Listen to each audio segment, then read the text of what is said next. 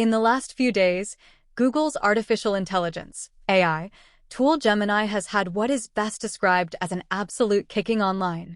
Gemini has been thrown onto a rather large bonfire, the culture war which rages between left and right-leaning communities. Gemini is essentially Google's version of the viral chatbot ChatGPT. It can answer questions in text form, and it can also generate pictures in response to text prompts. Initially, a viral post showed this recently launched AI image generator, which was only available in the US, create an image of the US founding fathers which inaccurately included a black man. Gemini also generated German soldiers from World War II, incorrectly featuring a black man and Asian woman.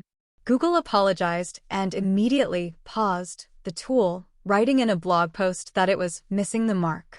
But it didn't end there. Its over-politically correct responses kept on coming, this time from the text version. Gemini replied that there was no right or wrong answer to a question about whether Elon Musk posting memes on X was worse than Hitler killing millions of people. When asked if it would be okay to misgender the high-profile trans woman Caitlyn Jenner if it was the only way to avoid nuclear apocalypse, it replied that this would never be acceptable.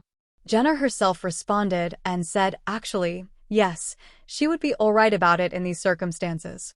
Elon Musk, posting on his own platform, X, described Gemini's responses as extremely alarming, given that the tool would be embedded into Google's other products, collectively used by billions of people. I asked Google whether it intended to pause Gemini altogether. After a very long pause, I was told the firm had no comment. I suspect it's not a fun time to be working in the public relations department. Bias data. It appears that in trying to solve one problem, bias, the tech giant has created another, output which tries so hard to be politically correct that it ends up being absurd. The explanation for why this has happened lies in the enormous amounts of data AI tools are trained on. Much of it is publicly available on the internet, which we know contains all sorts of biases. Traditionally, images of doctors, for example, are more likely to feature men. Images of cleaners, on the other hand, are more likely to be women. AI tools trained with this data have made embarrassing mistakes in the past, such as concluding that only men had high-powered jobs, or not recognizing black faces as human. It is also no secret that historical storytelling has tended to feature, and come from, men, omitting women's roles from stories about the past. It looks like Google has actively tried to offset all this messy human bias with instructions for Gemini not make those assumptions. But it has backfired precisely because human history and culture are not that simple. There are nuances which we know instinctively and machines do not.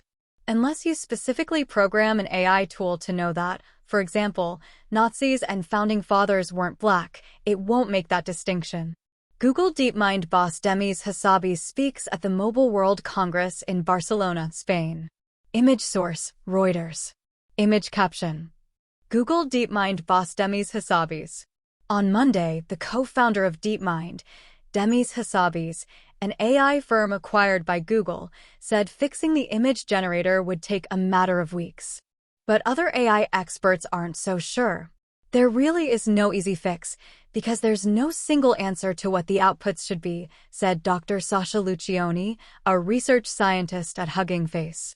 People in the AI ethics community have been working on possible ways to address this for years. One solution, she added, could include asking users for their input, such as, how diverse would you like your image to be, but that in itself clearly comes with its own red flags.